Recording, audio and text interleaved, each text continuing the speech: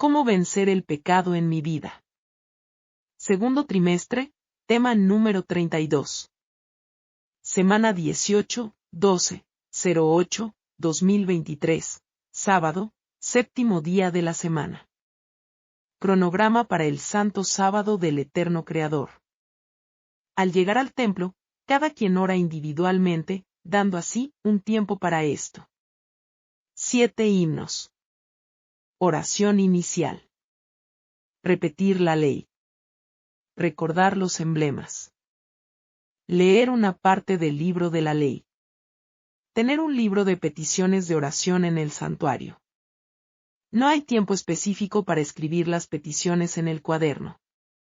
Solo el que desee hacerlo y no cosas comprometedoras, pues Dios conoce todo. Luego pasar al estudio del sábado. Luego se termina con 7 himnos. Repetir la ley. Oración final. Las 7 formas de caída. La fuerza. Original, 12-03-2019. La fuerza, pero se me dejó saber que ésta no podrá controlar ni dominar una conciencia y decisión firme por Cristo Jesús. Ampliación, 13-09-2022. Y dijo así: el yo desea tomar por la fuerza o la astucia aquello que no le corresponde o no le es lícito. El yo hace sentir, al que lo porta, superior a todos, inclusive, cree que es superior a mí.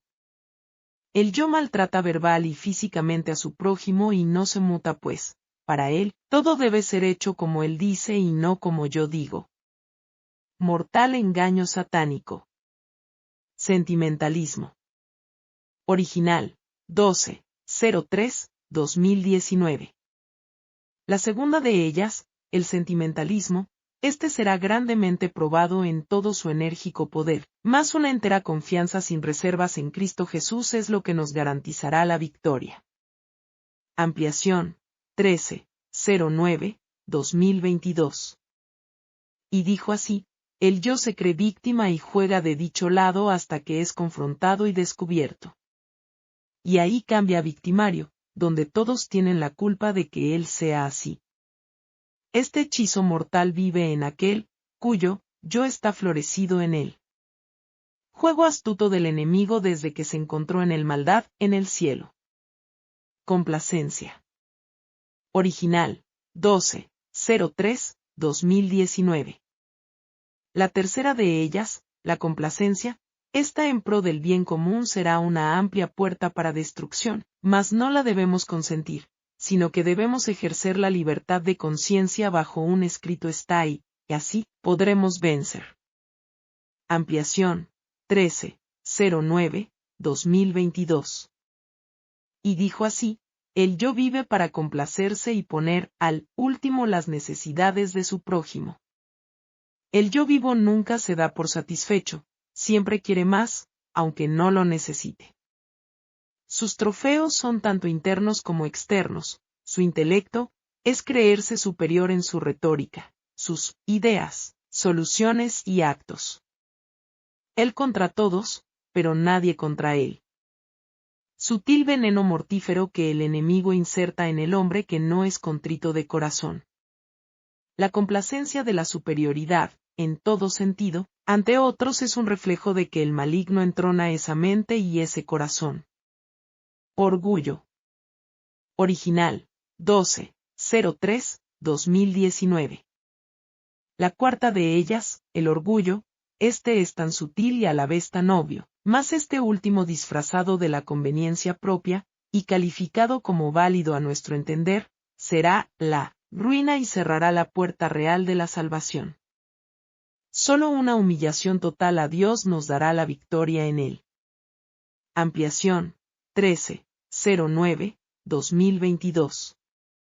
Así dijo el Señor: el orgullo es el yo que vive para enaltecerse. Orgulloso de tener lo mejor, de llamar la atención para sí entre todos.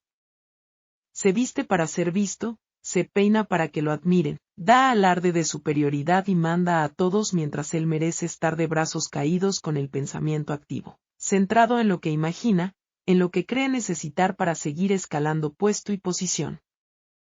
Este, casi imperceptible, engaño satánico, es letalmente mortal al que lo porta y también para los que lo adulan. Calumnia. Original, 12-03-2019. La quinta de estas, que se me habló, fue la calumnia. Esta es la muerte para el que la practica, y aunque su espada mortífera desea ser clavada ante su adversario, ésta solo atraviesa el corazón de quien la porta. Resistid al diablo, se me dijo, y de vosotros huirá y no toquéis lo inmundo. Habrá aflicciones, mas confiad porque yo he vencido al mundo. Rogad al Dios de la siega que os junte en su granero. Ampliación, 13-09-2022. Así dijo el Señor, el yo vive calumniando a todo y a todos, pues, en su creída imaginación mórbida no es feliz por culpa de otros. No es pleno, y culpa a todos de esto. Todo es por culpa ajena y nunca propia.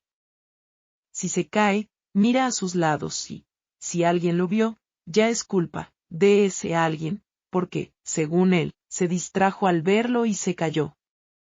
En fin, el calumniador nunca va a creer que él tiene la culpa, que la culpa es propia, sino que la culpa es siempre ajena. Si no le parece lo que otro dice, pues, es mentira. Se siente aludido por todo y por todos. Vive su vida excusando su mal proceder. La dejadez y su forma parasitaria de vivir es característica de esta persona y de esta cualidad. Dilación. Original, 12-03-2019.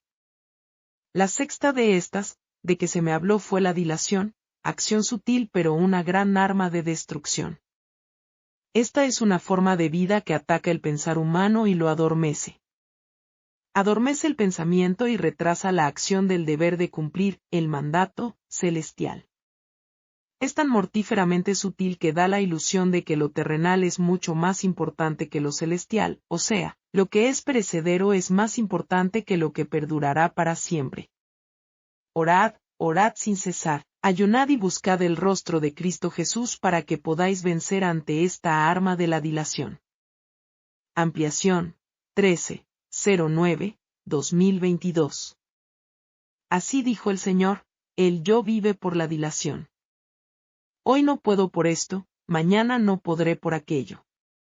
Pasado, por lo otro, en fin. Lo primordial siempre es último y las inventivas primero. En la lista de lo primordial siempre pone encima, y entre ellas, su complacencia, y nunca completa lo mandatorio. Los detalles lo complacen tanto que pospone los deberes al punto que, si fracasa, es culpa de ser tan detallista. Para su forma de dilación propia, todo debe estar como se imagina, quiere y desea para poder avanzar. Y, si esto no es así, es culpa de todos, inclusive de mí. Y, por eso, él no avanza. El yo de la dilación critica al esforzado, al que cada día, con intenso afán, lucha por completar su labor diaria. Lo tilda de extremista, fanático y abusivo. El yo de la dilación es detractor, critica a todo aquello que no va de acuerdo a su forma de ver, actuar y pensar. Esta actitud horrendamente pecaminosa. De creer que su forma de ser es ley hacia otros, es instigación maligna de perdición. Sensualidad. Original, 12-03-2019. La séptima, que se me dijo fue, la sensualidad. Mi pueblo pereció por falta de conocimiento.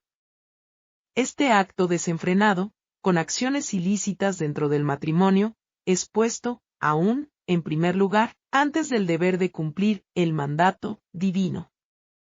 A los tales digo ahora, coméis y bebéis y estáis en fiesta, pero vendrán los días en que el esposo no estará y será tiempo de ayuno y oración porque el león rugiente está alrededor de vuestras casas. Y estas han sido pedidas para ser grandemente zarandeadas, y así será hecho. Más pedid al Dios de la siega que os reserve a salvo en su granero. Sed, pues, celosos y arrepentíos porque vendrá la aflicción, ¿y quién podrá permanecer en pie? En ese momento terminaron diciéndome, Ezequiel 20. Ampliación, 13-09-2022. La séptima, y última, es la sensualidad. El yo de la sensualidad es vivir en el yo interno y externo constantemente. Esta carnalidad animalizada no es más que la pervención pecaminosa de aquel que deja que el enemigo de Dios y del hombre lo denigre al punto de volverlo irracional. El yo de la sensualidad vive en sus placeres mentales, buscando toda oportunidad para exteriorizarlos en su propia complacencia. Al dar rienda a esto, daña su hipotálamo y su lóbulo frontal. Su cerebelo vive adormecido, como cuando la marihuana invade el torrente sanguíneo o cuando la metadona es introducida, al cuerpo. Tal como, el que vive peleando es adicto a la adrenalina en su sangre, el sensual es adicto a la testosterona por su descuido, en la intemperancia en el dormir, comer y en todo tipo de intemperancia. El yo de la sensualidad ha llevado al ser humano a comportarse peor que los animales, pues, estos no tienen razonamiento, y el ser humano sí.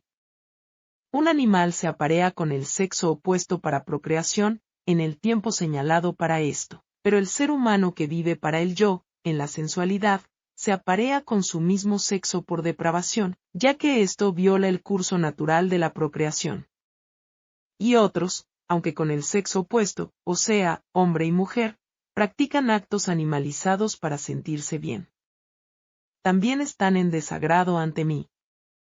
Estos, los que practican estas perversiones, no heredarán la vida eterna. Por esta razón, el enemigo de las almas los animaliza, para que así, en este estado de éxtasis carnal, ninguna espiritualidad pueda prevalecer, y así, crear en éste la muerte eterna. Las 10 formas de anatemas. Testimonio, 14-09-2020 parte 2. El Señor me dio, como un resumen de anatemas.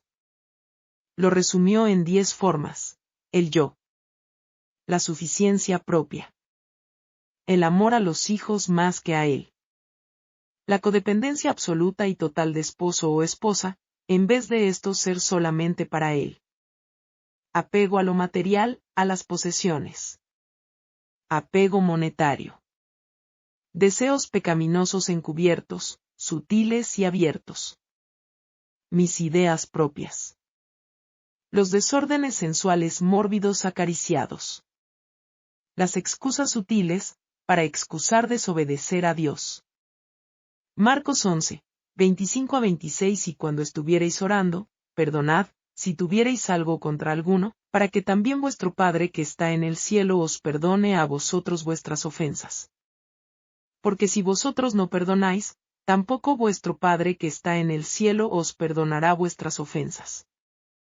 Elena Goldwig.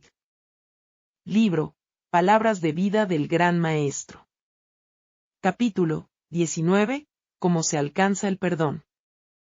Con demasiada frecuencia, cuando se cometen faltas en forma repetida y el que las comete las confiesa, el perjudicado se cansa y piensa que ya ha perdonado lo suficiente.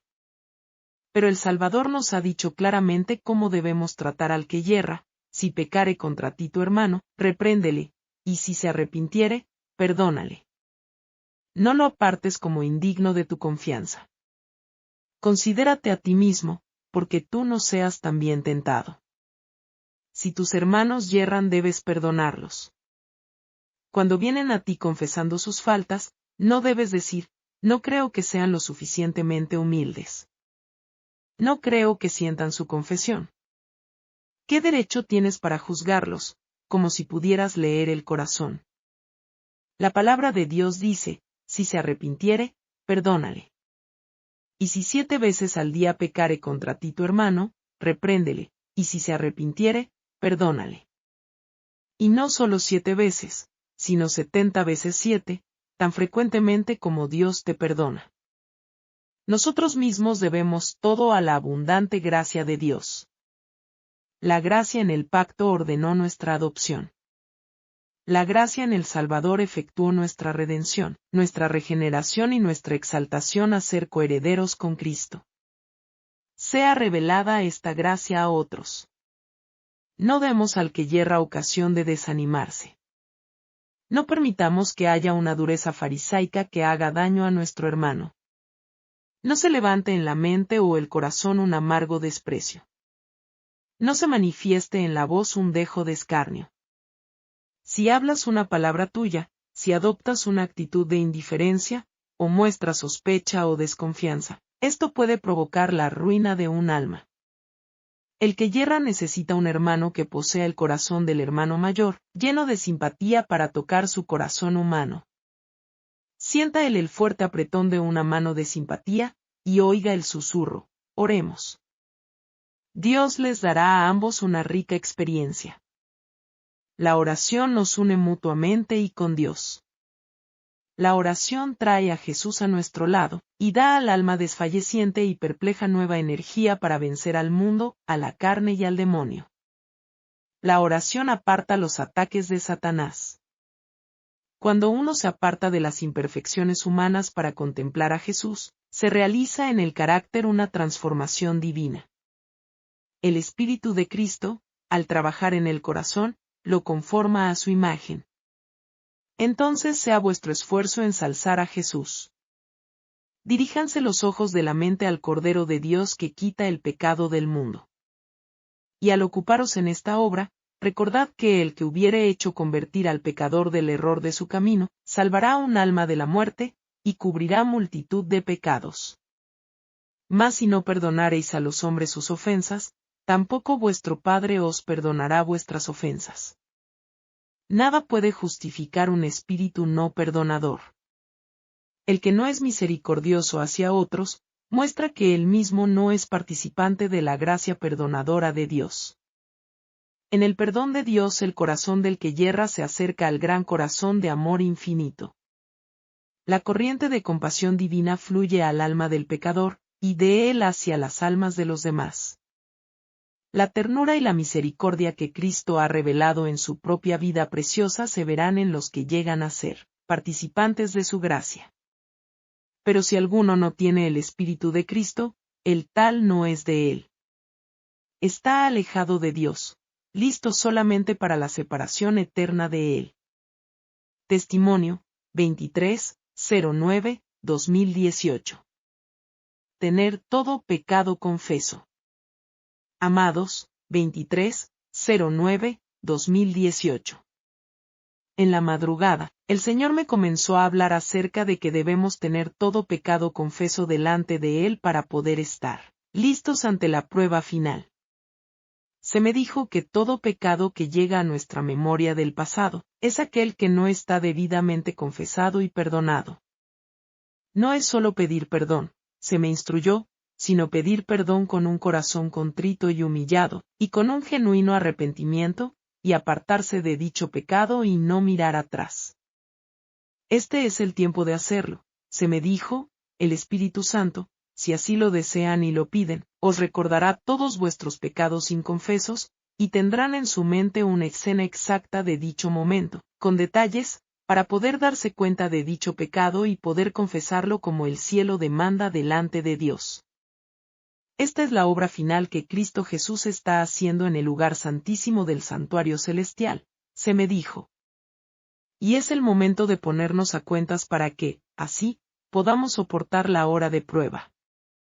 Entonces, en ese momento, pregunté, Señor, mi mente finita, ¿cómo podrás saber si ya estoy totalmente a cuentas contigo? Entonces se me dejó saber que, al ser estos pecados perdonados, ya no nos acordaremos más de ellos por gracia y misericordia de su nombre. Entonces en ese momento exclamé, Aleluya, bendito Dios. Santo, santo. Porque tus caminos son justos y verdaderos. Entonces se me dijo, recuerda. Y comenzó a darme una lista, el Espíritu Santo tocará la puerta, se le debe dejar entrar. Él los convencerá de pecado y de juicio. Él obrará en el que lo deje entrar en genuino arrepentimiento. Su vida pecaminosa pasará como película ante ustedes para que reconozcan que yo soy Dios y todo lo sé y nada sé, esconde a mi presencia. Aceptar con corazón contrito y humillado la reprensión y confesarlo y apartarse enteramente. Solo así podrán ser aceptados y perdonados, y ante el fuego, no serán consumidos, sino que éste los refinará. Y, así, podrán obtener la victoria, pues podré morar en ustedes y serán por siempre mi tesoro especial. La prueba final ya es venida, me dijo, y mi trabajo es casi terminado. Dichoso el que en mí confía. Dichoso el que pone la mano en el arado y no vuelve atrás. Dichoso el que no teme llamar al pecado por su nombre. Dichoso el que es leal a Dios antes que a los hombres. Dichoso el que deja todo lo que el mundo ofrece por el reino de Dios. Dichoso el que toma su cruz y me sigue. Dichoso el que su único pensamiento es hacer mi voluntad. Dichoso el que es maltratado y aborrecido por mi nombre. Dichoso el que ama siendo odiado. Dichoso el que lucha por el bien hacer con todas sus fuerzas. Dichoso el que odia el pecado, pero ama al pecador. Dichoso el que medita en mi ley, ordenanzas y estatutos. Dichoso el que vive ante mi presencia. Dichoso el que lleva la palabra de mi paciencia a este mundo, aunque éste la rechace. Dichoso el perseguido sin causa alguna. Pues el que así hiciere heredará el reino de los cielos. Me dijo, haced, pues, esto y viviréis. Bendito Dios por su amor. Ese amor y su fidelidad que no merecemos, es la que hizo que, siendo pecadores, Cristo murió por cada uno de nosotros. Amados, al despertar yo estaba feliz al saber que un Dios tan infinito, excelso y sublime, es tan grande en misericordia, justicia y amor, y la imparte a cada uno de sus hijos. Bendito el eterno Dios por siempre. Cuando desperté, amados hermanos, se me dieron 3 versículos, Habacuc 2, 4, Miqueas 4, 8 y Malaquías 4. Quiera el Señor que cada uno de nosotros podamos ponernos a cuentas con Dios, con un Dios tan bello, tan misericordioso, tan sublime, tan excelso. Un Dios que hace todo y nos dice todo lo que debemos hacer para que podamos estar a cuentas con Él. Su amor no lo entendemos, es demasiado grande. Nuestro corazón se enternece al saber que un Dios tan infinito se compadece de cada uno de nosotros que no lo merecemos. Solo su amor y su gracia es la que llega hacia nosotros para que nosotros podamos, si somos, ¿verdad?, fieles, seres pensantes, seres racionales, agarrarnos de ese amor. Y no soltarlo, para así poder pasar la prueba final y estar con Él eternamente, vivir con Él eternamente en la patria celestial. Es mi deseo y oración que cada uno de nosotros pueda llegar allá, podamos ser más que vencedores en Cristo Jesús. No por nosotros, solamente Él en nosotros. Que el Señor me los bendiga. Libro, Historia de los Patriarcas y Profetas. Capítulo 20, José en Egipto. Este capítulo está basado en Génesis 39 y 41. Segunda parte. El faraón dijo a José, yo he tenido un sueño, y no hay quien lo interprete, pero he oído decir de ti que oyes sueños para interpretarlos. Respondió José al faraón, no está en mí, Dios será el que dé respuesta propicia al faraón. La respuesta de José al rey revela su humildad y su fe en Dios. Modestamente rechazó el honor de poseer en sí mismo sabiduría superior. No está en mí. Únicamente Dios puede explicar estos misterios. Entonces el faraón procedió a relatarle sus sueños. Entonces el faraón dijo a José, en mi sueño me parecía que estaba a la orilla del río, y que del río subían 7 vacas de gruesas carnes y hermosa apariencia, que pacían en el prado. Y que otras 7 vacas subían después de ellas, flacas y de muy feo aspecto, tan extenuadas, que no he visto otras semejantes en fealdad en toda la tierra de Egipto. Las vacas flacas y feas devoraban a las 7 primeras vacas gordas, pero, aunque las tenían en sus entrañas, no se conocía que hubieran entrado, pues la apariencia de las flacas seguía tan mala como al principio. Entonces me desperté. Luego, de nuevo en sueños, vi que 7 espigas crecían en una misma caña, llenas y hermosas. Y que otras 7 espigas, menudas, marchitas y quemadas por el viento solano, crecían después de ellas, y las espigas menudas devoraban a las 7 espigas hermosas. Esto lo he contado a los magos, pero no hay quien me lo interprete. Génesis 41, 17 al 24. El sueño del faraón es uno y el mismo. Dios ha mostrado al faraón lo que va a hacer. Habría 7 años de abundancia. Los campos y las huertas rendirían cosechas más abundantes que nunca. Y este periodo sería seguido de 7 años de hambre.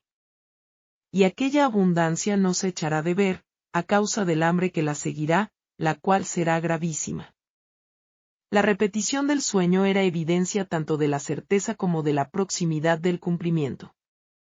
Por tanto, es necesario que el faraón se provea de un hombre prudente y sabio, y que lo ponga sobre la tierra de Egipto. Haga esto el faraón, ponga gobernadores sobre el país, que recojan la 5ª parte de las cosechas de Egipto en los 7 años de la abundancia. Junten toda la provisión de estos buenos años que vienen, recojan el trigo bajo la mano del faraón para mantenimiento de las ciudades y guárdenlo. Y esté aquella provisión en depósito para el país, para los 7 años de hambre que habrá en la tierra de Egipto. La interpretación fue tan razonable y consecuente, y el procedimiento que recomendó tan juicioso y perspicaz, que no se podía dudar de que todo era correcto. ¿Pero a quién se había de confiar la ejecución del plan? De la sabiduría de esta elección dependía la preservación de la nación. El rey estaba perplejo. Durante algún tiempo consideró el problema de ese nombramiento. Mediante el jefe de los coperos, el monarca había conocido de la sabiduría y la prudencia manifestadas por José en la administración de la cárcel. Era evidente que poseía una gran capacidad administrativa. El copero, ahora lleno de remordimiento, trató de expiar su ingratitud anterior, alabando entusiastamente a su benefactor. Otras averiguaciones hechas por el rey comprobaron la exactitud de su informe.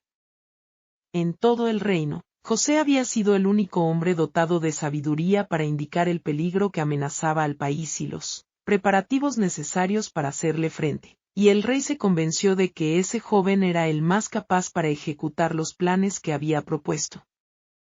Era evidente que el poder divino estaba con él, y que ninguno de los estadistas del rey se hallaba tan bien capacitado como José para dirigir los asuntos de la nación frente a esa crisis. El hecho de que era hebreo y esclavo era de poca importancia cuando se tomaba en cuenta su impresionante sabiduría y su sano juicio. ¿Acaso hallaremos a otro hombre como este, en quien esté el Espíritu de Dios? Dijo el rey a sus consejeros. Se decidió el nombramiento, y se le hizo este sorprendente anuncio a José: después de haberte dado a conocer Dios todo esto, no hay entendido ni sabio como tú. Tú estarás sobre mi casa y por tu palabra se gobernará todo mi pueblo. Solamente en el trono seré yo mayor que tú. El rey procedió a investir a José con las insignias de su elevada posición.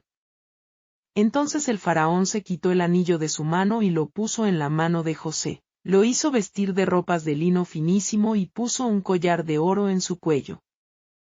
Lo hizo subir en su segundo carro, y pregonaban delante de él: doblad la rodilla. Lo puso por señor de su casa, y por gobernador de todas sus posesiones, para regir a sus grandes como él quisiera y enseñar a sus ancianos sabiduría.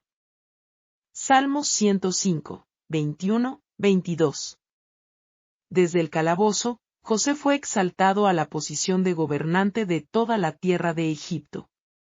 Era un puesto honorable, sin embargo, estaba lleno de dificultades y riesgos. Uno no puede ocupar un puesto elevado sin exponerse al peligro. así como la tempestad deja incólume a la humilde flor del valle mientras desarraiga al majestuoso árbol de la cumbre de la montaña. Así los que han mantenido su integridad en la vida humilde pueden ser arrastrados al abismo por las tentaciones que acosan al éxito y al honor mundano. Pero el carácter de José soportó la prueba tanto de la adversidad como de la prosperidad. Manifestó en el palacio del faraón la misma fidelidad hacia Dios que había demostrado en su celda de prisionero. Era aún extranjero en tierra pagana, separado de su parentela que adoraba a Dios, pero creía plenamente que la mano divina había guiado sus pasos, y confiando siempre en Dios, cumplía fielmente los deberes de su puesto.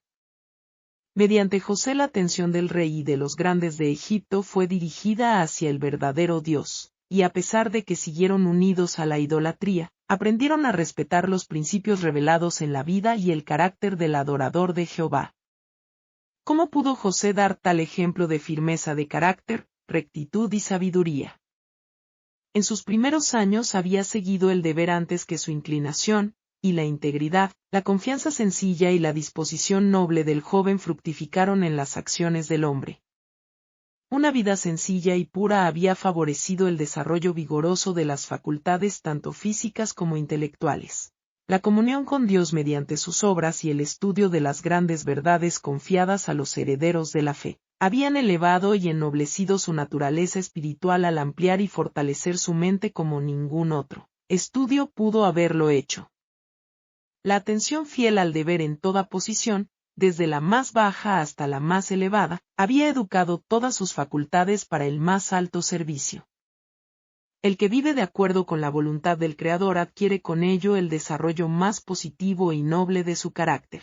El temor del Señor es la sabiduría, y el apartarse del mal la inteligencia. Job 28:28. Pocos se dan cuenta de la influencia de las cosas pequeñas de la vida en el desarrollo del carácter. Ninguna tarea que debamos cumplir es realmente pequeña. Las variadas circunstancias que afrontamos día tras día están concebidas para probar nuestra fidelidad, y han de capacitarnos para mayores responsabilidades. Adhiriéndose a los principios rectos en las transacciones ordinarias de la vida, la mente se acostumbra a mantener las demandas del deber por encima del placer y de las inclinaciones propias. Las mentes disciplinadas en esta forma no vacilan entre el bien y el mal, como la caña que tiembla movida por el viento. Son fieles al deber porque han desarrollado hábitos de lealtad y veracidad. Mediante la fidelidad en lo mínimo, adquieren fuerza para ser fieles en asuntos mayores. Un carácter recto es de mucho más valor que el oro de Ofir. Sin él nadie puede llegar a un cargo honorable. Pero el carácter no se hereda. No se puede comprar. La excelencia moral y las buenas cualidades mentales no son el resultado de la casualidad. Los dones más preciosos carecen de valor a menos que sean aprovechados. La formación de un carácter noble es la obra de toda una vida, y debe ser el resultado de un aplicado y perseverante esfuerzo. Dios da las oportunidades, el éxito depende del uso que se haga de ellas. Himnos, Himnario Genuino 1962. 033, oh, Padre de la Humanidad. 044, Cristo, ya la noche cierra.